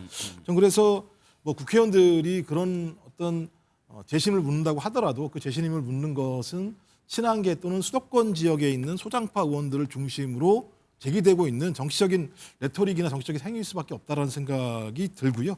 그래서 저는 앞으로도 계속 이런 일이 벌어지겠습니다만 궁극적으로는 지금 현 지도부 체제가 계속 유지될 수밖에 없을 것 같다. 그리고 장동혁 대표가 지금 해온 내용에 의하면 작년 말부터 본인이 왜 소위 내란 세력과 관계를 절연하지 못하느냐 문제와 관련해서 조금만 시간을 줘라. 나에게 계획이 있다라고 얘기하는 부분 자체가 지금 실행되고 있는 상황 아니겠습니까? 근데 실행이 지금 계속 성공되고 있는 상황이지 않습니까? 그러니까 본인은 아마 자기 리더십으로 지금 계속 되고 있다고 생각을 할 거예요. 본인이 단식다고 이러면서부터 어떤 당 내부의 갈등들을 봉합을 했고 리더십이 확보가 됐다라고 생각하는 상황인데 이 상황에서 소위 친한계 의원들 또 소장파 의원들이 제기한다고 해서 재심을 묻자 저는 가능하지도 않은 이런 측면으로 가고 있다라는 생각이 들어서 내부는 그럴 것 같아요. 근데 외부는 좀 문제가 있죠. 외부의 국민들이 바라보는 시각. 아까도 예를 들면 신지호 의원의 발언 가지고 문제가 있다고 말씀하셨는데 신지호 의원은 본인이 북한 전문가이기도 했었어요. 그러니까 아마 유군이라는 단어를 쓸 수밖에 없었어요. 그러니까 조선노동당 같다는 거죠.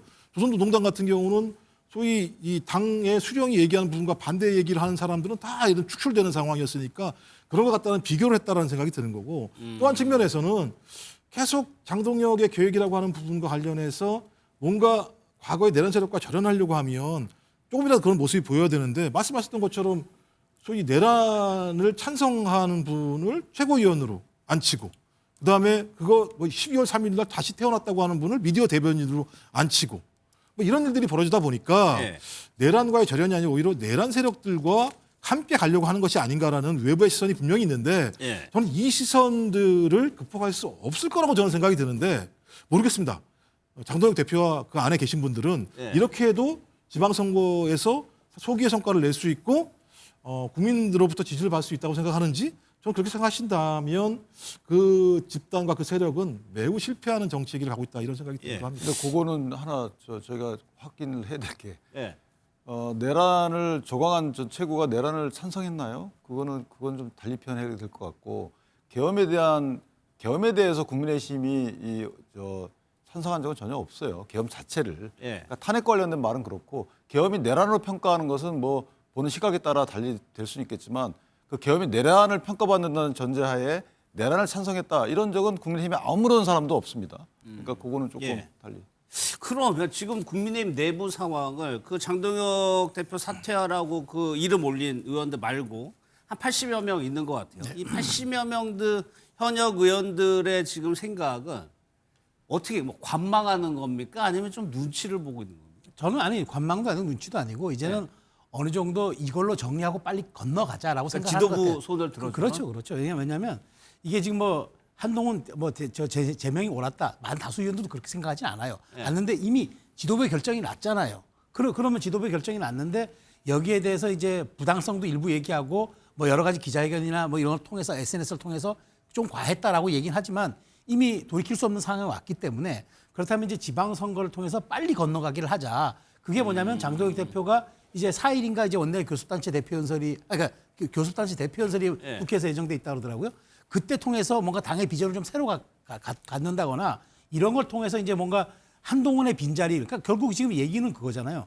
한동훈이라는 사람이 어쨌든 있어서 계엄을 반대했고 탄핵을 찬성해서 어쨌든 국민의힘이 이제 민주당에서 주장하는 내란 정당이라는 걸 아니라고 얘기할 수 있는 약간 보증성을 가진 사람이었는데 그 사람이 축출되니까 이제는 다시 옛날로 돌아간 것 아니냐 이런 얘기를 하는데 그 빈자리를 더 확실한 중원 진출이라든가 좌클릭을 통해서 보여준다 그러면은 오히려 당의 지지율 결속력은 더 강해지면서 중원 확장도 이루어지는 거죠.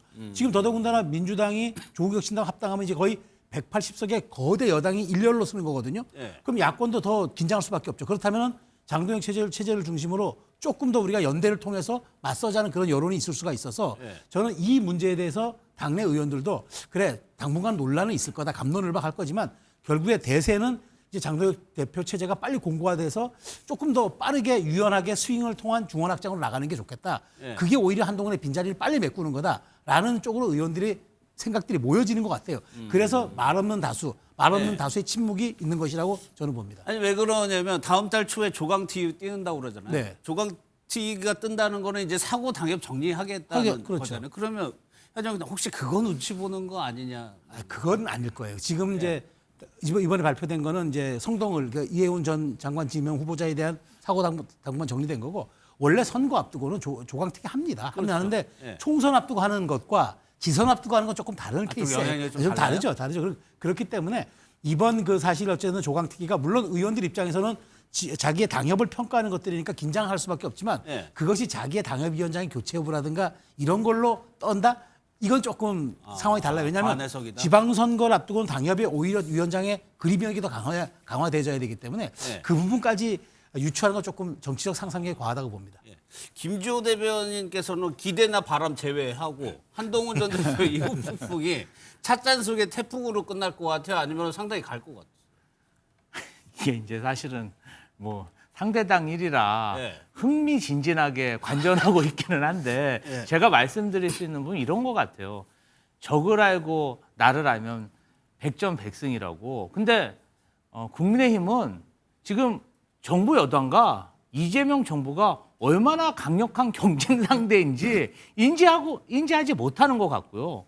그렇잖아요. 아까 뭐 중도 확장하신다고 하는데 아니 지금 장동혁은 고성국의 바지 사장이다. 내부 구성원이 극우라고 지금 바지 사장이라는 극단적인 발언까지 하는데 중도에 있는 사람, 좌쪽에 있는 사람이 왜 국민의힘에 가겠습니까? 정부 여당이나 이재명 정부로 가지 안 그렇습니까? 민주당은 정말 지금 굉장히 인내력을 가지고 조국 혁신당하고도 같이 통합하려고 내부적으로 별별 얘기가 있어도 굉장히 참을성 있게 접근하고 있잖아요. 아니 뭐 민주당 지도부라고 승질 없겠습니까? 근데 엄청 인내력을 가지고 참고 또 참잖아요. 왜? 선거는 구도니까. 그 작은 그 지지율이라도 정말 뺏기기 싫고 확실하게 이기기 위해서 정말 정부 여당 그리고 정부도 똘똘 뭉쳐서 가고 있는데 지금 저희가 논평을 하려고 그래도요. 장동혁은 윤석열의 윤 정치를 이거 사실 저희 생각도 못했어요. 그리고 뭐 바지 사장, 고성국 유튜버의 바지 사장자. 물론 이제 저희가 그런 표현은 하지만 저희가 뭐 그런 논평을 할 필요도 없을 정도로 내부적으로 정말 엄청난 막말들을 동지들한테 퍼붓고 있어요. 그럼 결국 뭐냐? 선거를 함에 있어서 이 주류, 비주류 전부 다 이번에는 우리가 지방선거에서 쫄딱 망해야 상대 진영도 정신 차린다. 이 내부에 있는 경쟁 상대들도 정신 차린다. 망하고 나서 다시 일어나자. 이런 생각뿐이 없는 것 같아요. 이길 생각이 있는지조차 저는 의문입니다. 저도 잠깐만 좀 첨언을 하면 아까 국민의힘에서 내란을 찬성한 적이 없다고 말씀하셨는데 제가 좀 명확히 할 필요는 있을 것 같아요. 예를 들면 고승국 유튜버가 뭐라고 그랬습니까? 12월 6일 날 고도의 통치행위라고 얘기했습니다. 사법심사의 대상이 아니라고 얘기를 했던 거예요. 그런 사람을 입당을 요청을 해서 입당을 했다고 얘기하는 상황입니다. 그다음에 김인수 최고위원 개몽령이라고 얘기했습니다. 그다음에 제가 아까 12월 3일 날 다시 태어났다고 얘기했습니다. 다시 태어났다는 게 무슨 얘기입니까? 오죽하면 조선일보가 사설로 뭐라 그랬냐면 국민의힘은 여전히 계엄을 지지하고 있는 윤석열 어게인 정당이라는 인식을 굳힐 수밖에 없다. 이게 예를 들면 한동훈 전 대표에 대한 제명에 대해서 나온 내용이거든요. 저는 이 부분들은 곱씹을 필요가 있다. 안에서 아무리 아니라고 말씀하시더라도 정치는 국민을 보고 하는 것이고 외부의 시선이 되게 중요하기 때문에 이런 시선에 대해서도 좀 고민해 줬으면 좋겠다. 이런 말씀을 저랑 나중에 따로 드리고 말씀 싶습니다. 나누시겠지만 알겠습니다. 거기에 내란이라는 단어가 어디 있어요? 그러니까 뭐 취지는 알겠어요. 그러나 그 내란이라는 단어를 쓰는 것은 저는 조금 자중해야 된다고 생각하고 나중에 저랑 토론하시죠. 예, 그렇죠. 그러면 이런 지적에 대해서 윤기찬 부회장님, 이런 여당의 시각에 대해서 이거 선거 생각 안 하는 거 아니냐? 시각이 있는 거 사실이거든요. 그러니까 사실은 이제 저희 뭐 각자의 입장에 따라서는 그 양측에서 하는 말 어느 분의 말이 맞는지는 판단을 하고 있어요. 그런데 각자는 또 그래야지만 지방선거에서 유리하다라고 내심 생각을 하겠죠. 예를 들면 신주호 전 부총장 이런 분들은 우리가 이렇게 해가지고 뭔가 그 정확히 평가를 해줘야 중도층이 올 것이다. 이렇게 아마 저는 개인적으로 오판이라고 하는데 그렇게 판단해서 저런 말을 했을 수 있죠. 그런데 본인의 말이 어떻게 밖에서 해석되는지는 한번 들어볼 필요가 있는 거고요. 그다음에 같은 취지의 경각심을 줄 수 있는 말을 골라도 저런 비유와 저런 단어를 고른다는 것은 안 맞는 거죠. 어떤 취지인지를 저걸 알 수가 없어요. 그리고 또 하나는 장동혁 지도부 등에서는 이렇게 해야지만 잠시만요. 이준석 대표 얘기 좀 한번 들어볼까요? 추미애 장관 역임하시고 정치 선배로서 이렇게 가시는 길 또 이렇게 인사드리러 왔습니다. 그래서 뭐 개혁신당에서는 뭐 사실 이해찬 총리님이랑 개인적인 인연이 있는 사람들은 많지 않지만 그래도 이런 추모나 아니면은 조문의 공간에서는 뭐 당파성도 필요 없고 결국에는 사람의 도리를 다하는 것이 옳다. 저희는 항상 그렇게 생각합니다. 저희가 조문 오는 것이니만큼 저희가 흔한 질문보다는 간단하게 조언 말씀드리고 이동하도록 하겠습니다.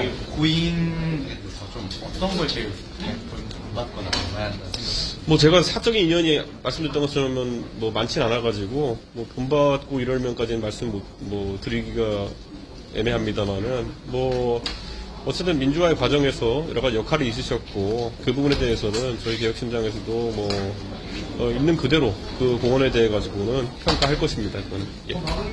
예, 감사합니다. 이제 조문을 마치고 나서 이준석 대표의 인터뷰 보셨는데 윤기찬 부회장님 하던 말씀 하시고 네, 그래서 사실은 이제 뭐 양측에서 서로 간에 할 말은 많이 있겠지만 당내 문제입니다. 그렇지만 지방선거를 앞두고 있고 또 국민이 이제 좀 임계점이 올랐어요. 그 정도의 치고받는 모습을 계속 보고 싶지 않습니다. 따라서 이제는 만약에 건의를 한다 하더라도 저 사퇴건의라는 것은 저는 개인적으로 정치적인 구호라고 봐요. 오래 가면 안 되는 거고 그렇게 한두 번 했으니 이제는 구체적인 정책 건의를 한다든지 행보 건의를 한다든지 지금이라도 늦지 않았어요. 한동훈 전 대표와 뭐 그 화해하세요. 당원 자격이 있어야 화해하는 건 아니잖아요. 그러니까 정당에서 당원의 당적이라는 것은 얼마든지 들어올 수 있고 나갈 수 있고 하기 때문에 여러 가지 이제 변화 가능성이 있어서 저는 이 부분을 좀 앞을 보고 나갔으면 좋겠다. 친한계로 평가받는 분들도 이제 하루 이틀 정도 저렇게 여러 가지 강한 평가를 했으면 그 다음부터는 장동혁 대표한테 같은 말을 한다 하더라도 건의나 아니면 권고 이런 것들이 좋을 것 같아요. 앞으로 예를 들면 영수회담 하세요. 그다음에 뭐 지방선거를 위해서 누굴 만나세요. 이런 부분들 있잖아요.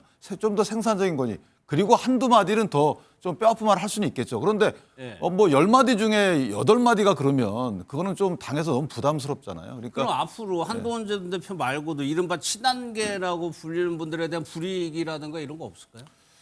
제가 뭐 장담은 못하겠지만 저는 개인적으로 장동혁 대표도 또 지도부도 친한계 의원들을 개별 접촉을 해야 된다고 봅니다. 가서 설명을 하고 이해를 구하고 좀 끌어안아야 된다. 당연하죠. 그럼 당연히 해야 될 것으로 할 것으로 저 기대를 하고 있고요.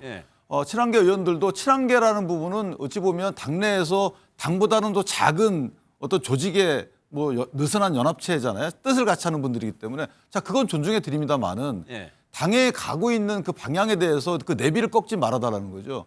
방향을 돌리지 말아달라.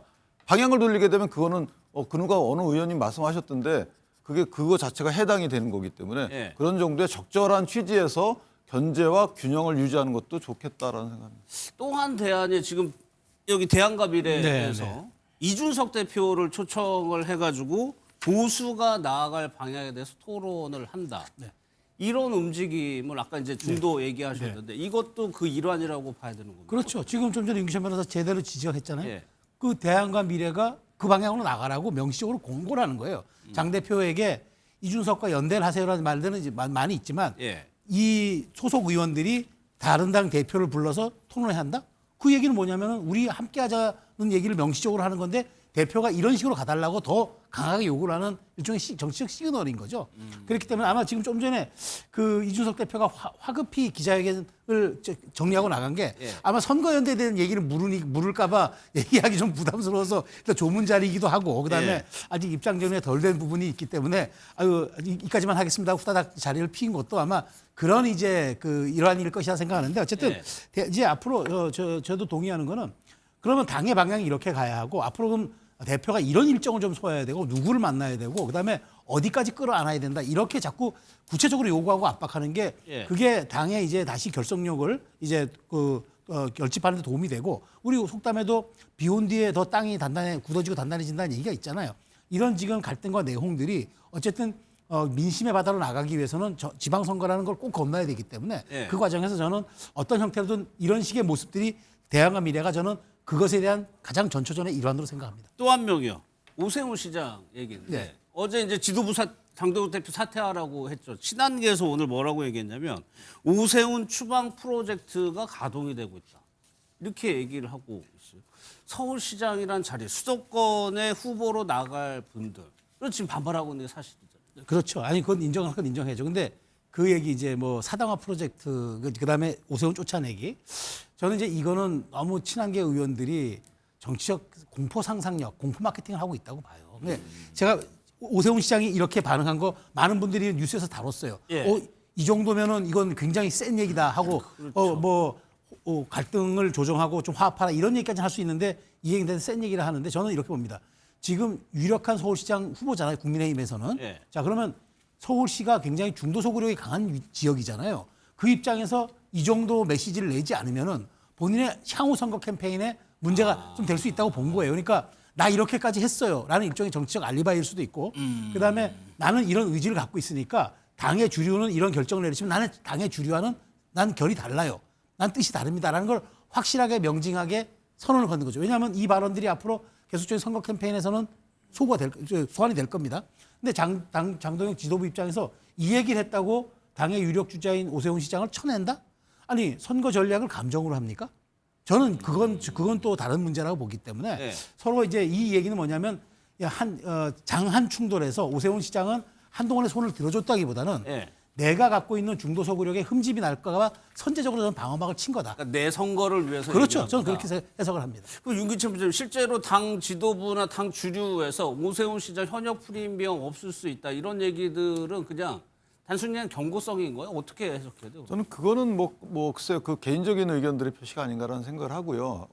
서울시 같은 경우에는 말씀 주신 대로 그 성과에 의한 이 평가적 요소가 많아요. 그래서 현직 시장의 이거 프리미엄이라는 단어로 포장할 건 아니지만 어쨌든 여러 성과에 대해서 있는 상황에서 또 강력한 주자들이 지금 대항마로 떠오르고 있잖아요. 이런 상황에서 후보자에 대해서 저렇게 흠집을 낸다? 저거는 아마 제가 볼 땐 사실과 다를 것 같고 또 하나는 일부 의원들이 이제 약간의 이관계를 쓰는 듯한 느낌이 들어요. 이관계요? 예, 왜냐하면 세가 지금 부족해서 한동훈 전 대표가 어려움을 겪었잖아요. 그러니까 세 보충 차원에서 뭔가 이관계 갈등 구도를 변화시키는 듯한 느낌이 있는데 상당히 당내에서 저런 말씀들을 편하게 주고받는 거는 예. 저는 상당히 저어야 된다는 생각이 들고 그리고 이제 마지막으로 월요일 날 보면 서울시와 국민의힘이 부동산 정책 관련해서 그렇죠. 정책 여러 가지 협의나 이런 것들 한단 말이에요. 그런 것들을 보더라도 이런 정치권에 관련된 여러 가지 행위에 대해서 평가적 요소 이런 거는 정치적 구호에 그치는 것이다.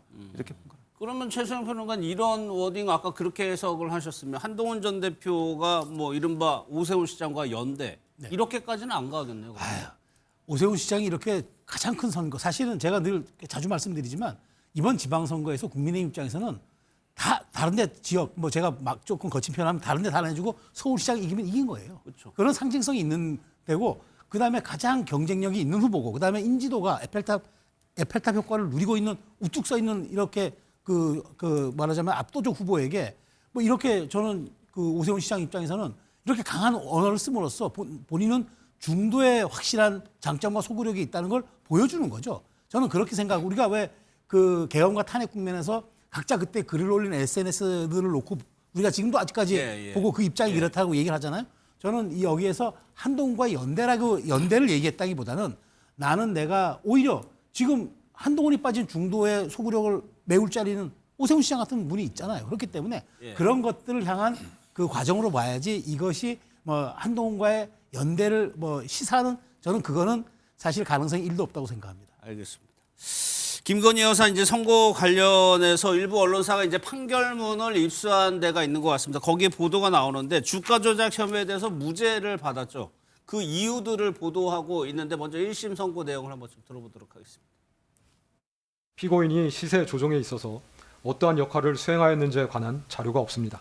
시세 조종 세력이 피고인을 공동정범으로 여기며 함께 범행을 수행하려는 의사가 있었다고 보이지 않습니다. 시세 조종 행위에 대한 인식이 있으면서 이를 용인하였다 하더라도 피고인에게 방조의 성립은 변론으로 하더라도 공동정범이 성립할 수는 없다고 보입니다.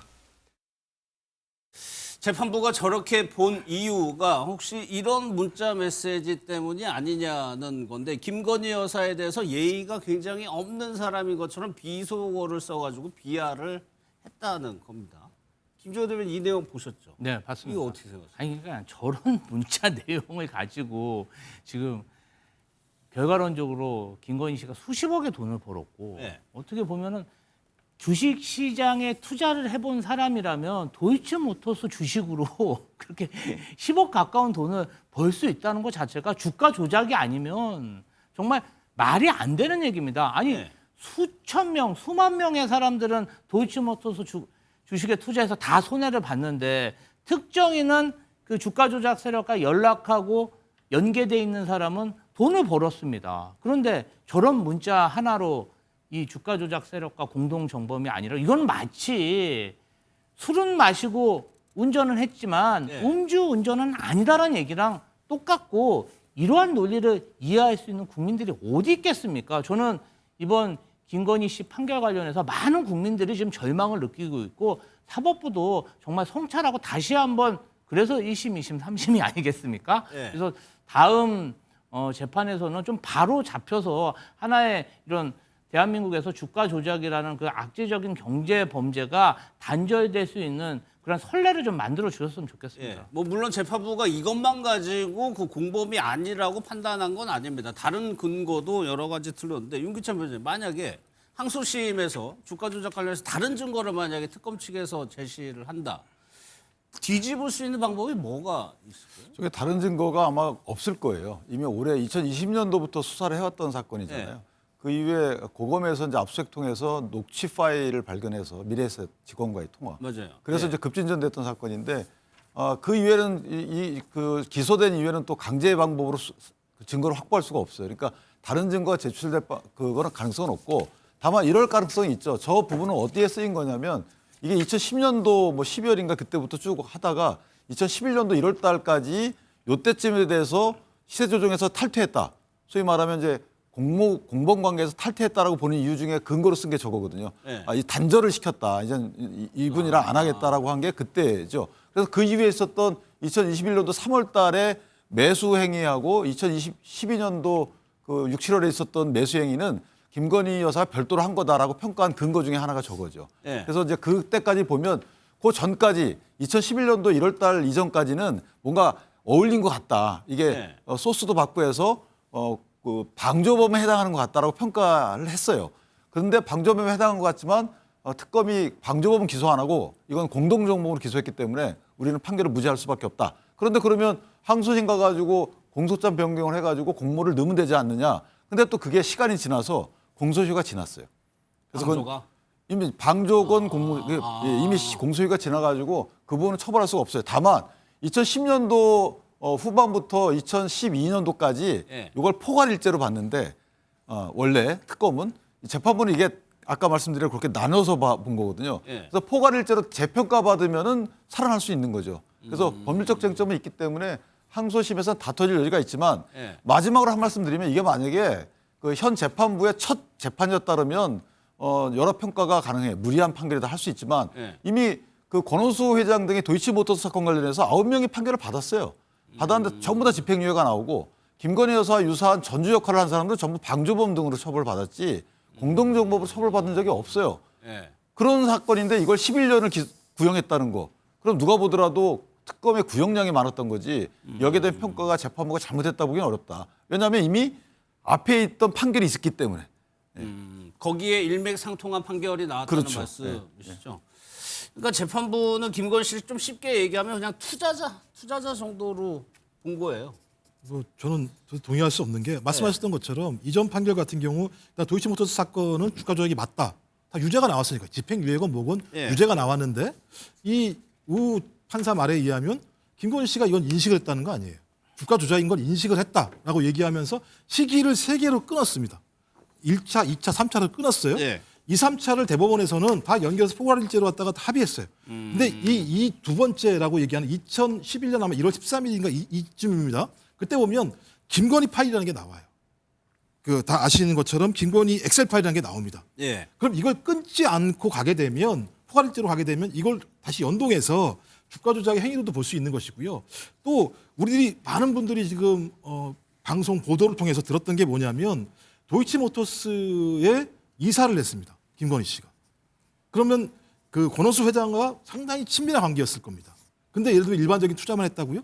투자하는 과정에서 보면 우리 12시에 만나요. 뭐 브라보콘 같은 것처럼 얘기했던 것처럼 뭐 내가 12시쯤에 3,300원에 8만 주를 때려달라고 얘기를 하면 김건희 씨가 이걸 때려가지고 예. 판매를 하면 다시 또 이걸 이사가 받아들이는 방식을 통해서 실제적으로 반복적인 주가 조작이 벌어졌다라고 판단된다라고 하는 여러 가지 정황이 나왔음에도 불구하고 이 판사는 특이하게도 주가 조작을 3개의 시기로 끊어서 죄가 안 되는 방향으로만 가게 했고 또 우리가 이진관 판사가 얘기했던 것처럼 특검이 소위 이 내란을 방조하는 혐의로 한덕수 전 총리에 대해서 기소를 하지 않았습니까? 예. 그랬더니 이거 아니다. 예. 주요 임무 종사를 바꿔라라고 얘기했잖아요. 그러니까 판사가 죄를 인지했으면 공소장을 변경하게 해야 되는데 그때는 아무 얘기 하지 않고 있다가 1심 선고할 때 와가지고 내가 분명히 인지한 건 맞는 것 같은데 특검이 여기다 기소 안 했으니까 내가 판단하지 않을게라고 얘기하면 예.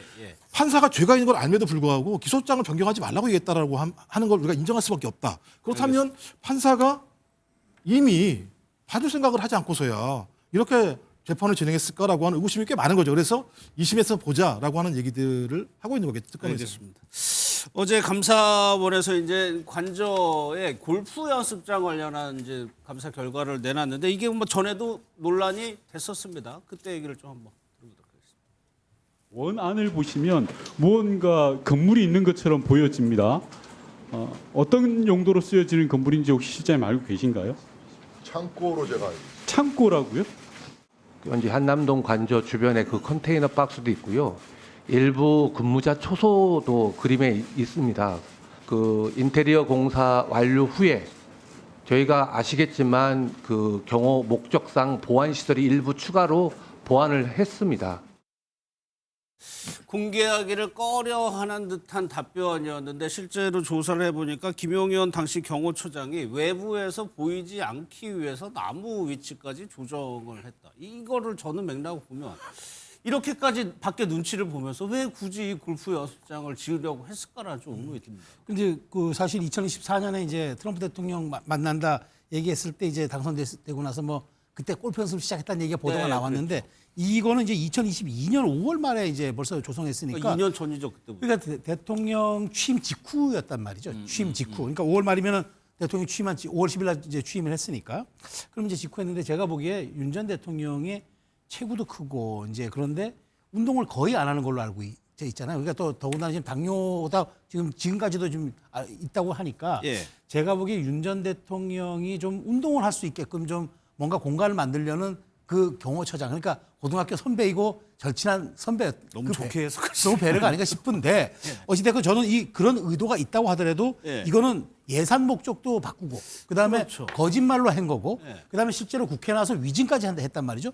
전 차라리 그러니까 제가 아까 그런 선의를 갖고 시도를 했다 그러면은 차라리 윤 전 대통령 운동 부속 시설 만들었습니다. 예. 라고 하면 되는데 그 골프가 법으로 금지된 무슨 뭐 스포츠도 아니고 예. 주말에 관저가 아닐 대통령이 필드에 나가고 그러면은 경호 인력서부터 굉장히 이게 좀 약간 좀 부담스러우니까 그냥 주말에 좀 쉬면서 골프 스윙 연습 좀 하려고 했다. 그랬으면 아무런 문제가 없었을 텐데 이렇게 하다 보니까 결국 윤석열 정부에서 있었던 많은 시설물들이라든가 공사 이런 것들이 다 거짓말처럼 보이고 의도된 것처럼 보이고 이런 것들이 저는 나왔기 때문에 저는 이 골프 연습장 만드는 게 뭐가 나쁩니까? 뭐 국민이 지탄할 일도 아닌데 예. 왜들 이렇게까지 쉬쉬거리면서 목적도 변경하고 예산도 변경하고 국회 나서 위증까지도 했는지 예. 저는 참 그걸 이해 못할 대목이라고 봅니다. 또 하나요. 이제 관저에 이제 뭐 히노키 욕조라고 하죠. 그런 것도 있고 일본식 다다미까지 있다는 내용은 저는 기억이 나는데 김지호 대변인 여기 보면은 반려묘실 캣타워라는 게 있어요. 이게 173만 원이나 그러니까 반려묘를 키우는데 반려묘를 위한 시설인 것 같아요. 이게 윤석열 부부가 용산 대통령 관저에서 이사 나갈 때 저 캣타워 저 캣타워인지 어떤 캣타워인지 모르지만 캣타워가 이사 나가는 모습이 화면에 찍혔습니다. 예, 예. 그래서 굉장히 화제가 돼서 아직까지도 회자되고 있는데 사실은 뭐 히노키 욕조라든지 다다미 방이라든지 이게 대한민국 국가 수반의 관저에 어울리는 그러한 어떤 생활용품은 아니지 않습니까? 예. 물론 이제 개인적인 취향으로 저런 것을 좋아한다면 본인들이 사저에 저런 걸 설치하고 했으면 좋았을 텐데 다 보면 국가 세금으로 히노키 욕조랑 다다미방, 골프 연습장 이런 걸 설치했을 텐데 예. 본인들도 부끄러우니까 떳떳하게 이야기를 못했던 것 같고 어떻게 검찰총장, 검사 뭐 20년, 30년 공직에 임했던 사람이 대통령이 돼서 저렇게 저런 부분까지 사적 욕망과 사적 생활 패턴을 유지하기 위해서 예. 국가 세금을 낭비했는지 아니 이걸 다 세금으로 했다는 건가요? 그럼요. 그리고 본인들도 아는 거잖아요. 부끄러우니까 말을 못하고 공무원까지 전부 다 위증하고 거짓말한 거 아니겠습니까? 그럼 부끄러운 걸 아는데 왜 저렇게 세금을 낭비했는지 너무 좀 안타깝고 다시는 저런 대통령이 나오면 안 된다 이렇게 생각됩니다. 알겠습니다. 이제 여권 얘기를 해볼 텐데 지금 애도 기간이긴 하지만 합당 관련해서 논란이 계속해서 좀 나오고 있는 상황입니다. 황운하 의원의 인터뷰부터 들어보겠습니다. 지금까지 추구해왔던 조국신당의 예컨대 사회권 선진국이라고 하는 당의 목표 또는 강령, 당헌 뭐 이런 것들이 있지 않습니까? 이런 내용들 조국신당의 고유의 DNA가라고 정의할 수 있는 조국신당 고유의 정체성 이런 것이 담겨야 한다. 조국신당의 독자적인 가치 비전 뭐 이런 것 등이 담기려면 조국 대표가 공동대표로 참여를 해야만이 그것이 유지될 수 있다고 봅니다. 이 중에서 논란이 되는 대목이 여기입니다. 조국 대표가 공동대표로 참여를 해야 된다. 상당히 예민한 문제거든요. 예, 이것 때문에 논란을 최소화하기 위해서 당원들한테 묻자고 얘기한 거거든요. 민주당 같은 경우도 이것 때문에 상당히 논란이 많지 않았습니까? 그래서 당원들에게 물어서 당원들의 의견을 듣겠다고 얘기했었고 조국 혁신당 같은 경우도 조국 대표가 당원들한테 묻겠다라고 얘기를 했었었는데 가장 큰 문제는 합당을 하게 되면 두 가지가 걸립니다. 하나는 양당이 합치기 때문에 새로운 정체성을 만들어낼 수밖에 없어요. 그러면 내가 가지고 있는 정체성과 상대당이 가지고 있는 정체성들에서 어떤 부분들을 모을 것인가라고 하는 부분이 가장 첨예하게 갈등을 가질 수밖에 없습니다. 또 특히 선거를 앞두면 지분 문제가 등장할 수밖에 없어요. 근데 저 공동대표라는 얘기도 따지고 보면 지분 문제와 관련된 내용이거든요. 당의 정체성과 아무런 상관이 없는 지분을 어떻게 할 것이냐. 예를 들면 저런 공동대표 얘기가 나온다는 건 뭐냐면 우리는 절대 흡수 합당하지 않겠다라는 의지를 보여주는 거거든요. 근데 문제는 당원들한테 안 물어봤잖아요. 당원들한테 물어봐서 당원들이 생각하는 안을 가지고 양당이 모여서 구체적인 논의를 통해서 하나하나 단계적으로 밟고 올라가도 논란이 많을 상황인데 예. 저렇게 어떤 구체적인 의원들이 나와서 내용들을 제기하게 되면 쌍방이 불신할 수밖에 없죠. 그럼 쌍방의 당원들이 불신하는 합당은 매우 시간이 많이 걸릴 수밖에 없습니다. 예. 근데 당장 6월 달에 선거입니다. 그렇죠. 적어도 3월 이전엔 문제가 다 끝나야 된다고 판단하는 상황이거든요. 저는 근데 저 문제가 걸리기 시작하면 합당 문제와 관련해서 협상에 들어가기 이전에 양당에 있는 당원들을 설득하는 과정 자체가 매우 어려질 수밖에 없다는 생각이 들어서 예. 저는 상당히 좀 문제가 될 만한 얘기를 하니까 당연히 조국 대표 같은 경우도 스탑, 하지 말아라 경고를 했다라고 하는 측면이 있거든요. 예. 합당 문제는 매우 조심스러워야 됩니다. 당원들의 가장 중요한 뇌관을 건드릴 수 있는 측면이기 때문에 진짜 정제된 단어를 가지고 단계적으로 밟아 올라가야 되는데 첫 시발 자체가 예. 민주당에서도 좀 상황이 안 좋았습니다만 조국 혁신당 같은 경우도 논란이 나오기 때문에 야 이거 만만치 않겠다, 가시밭길이겠다 이런 생각이 들기는 합니다. 그래서 말씀하신 대로 조국 대표가 경고를 했어요. 저 발언에 대해서 민주당 지지층에서는 지금 어떤 얘기들 하고 그러니까 이제 황운하 의원은 과거 사례를 가지고 이야기를 하는 것 같아요. 과거 2014년에 안철수 의원의 새정치연합하고 민주당이 합당하면서 당명도 새정치민주연합으로 바꿨고 예. 그리고 그때 김한길 대표와 안철수 의원이 공동 대표를 했습니다. 이제 그런 선례들을 보고 예. 이야기를 하시는 것 같은데 그때는 사실은 저희 민주당이 그전 보궐선거에서 뭐 14번 나가서 14번 다 전패했을 때고 또 야당이었고 굉장히 어려운 시기를 보내고 있었습니다. 그런데 네. 지금 정무적 상황이 그렇습니까? 집권 여당이고 대통령이 당선된 지 얼마 되지 않았고 또 여당 프리미엄을 마음껏 국민들에게 보여줄 수 있고 또 대통령의 인기가 매우 높은 상황입니다. 그런데 이런 정무적인 사항을 전반적으로 고려하지 않고 네. 과거 사례를 가지고 이야기를 하니까 조국 대표가 경고까지 했을 거라고 생각하고요. 지금은 민주당에서는요. 지난주에 어쨌든 정청래 대표가 전격적으로 제안을 하셨잖아요. 그리고 네. 나서 이해찬 전 총리 추모 기간이기 때문에 이 논의 자체가 전혀 이루어지지 않고 있습니다. 회의도 네. 진행되지 있지 않고 아마 월요일부터는 아마 이 사안과 관련해서 국회의원이든 지도부든 또 당원들 간의 그런 어떤 토론이 활발하게 진행될 예정인데요. 네. 추모 기간 동안은 조금 이 논의에 대해서 조금 자제하는 게 어떨까 그런 생각이 듭니다. 그런데 그러려고 했는데 텔레그램 사진이 찍혔어요. 저희가 그거를 요약해 드리면 지금 국무위원과 더불어민주당의 한 현역 의원이 주고받은 이제 텔레그램 내용인데 여부예요. 위략 여부 밝혀야. 위략 물음표하고 타격 소재. 이거는 좀 해명을 좀 설명을 해주셔야 될 것 같아요. 이게 이제 언론에 의해서 지금 공개됐는데 어떤 국무위원인지 어떤 의원님이 나눴는지 그거는 공개되지가 않았습니다. 뭐 그 언론사의 공신력을 생각하면 뭐 저희 이재명 정부의 국무위원이 한 얘기겠죠. 예. 그런데 이제 아마 원론적인 얘기인 것 같아요. 통합을 하더라도 정말 정정당당하게 공정하게 진행이 돼야 되는데 예. 뭔가 뭐 미략이 있는 것처럼 그렇게 알려지면 안 되지 않겠나. 그리고 이런 당무에 대통령이 개입하면 되겠습니까? 뭐 전반적인 사항은 당으로부터 이야기를 들을 수도 있고 소통할 수 있겠지만 구체적인 당무 관련해서 대통령이 관여하면 안 되죠. 정말 당무 개입해가지고 안타까운 일로 지금 영화의 몸이 된 사람이 있지 않습니까? 그런 예. 면에서 보면은 저는 이재명 정부 국무위원이 원론적인 얘기를 의원들과 소통했다. 그리고 이제 이 사항이 너무 전격적으로 진행되다 보니까 다들 좀 궁금하긴 한 것 같습니다. 언론적이라고 표현하기 좀 굉장히 구체적이에요. 제가 다시 여쭤볼게요.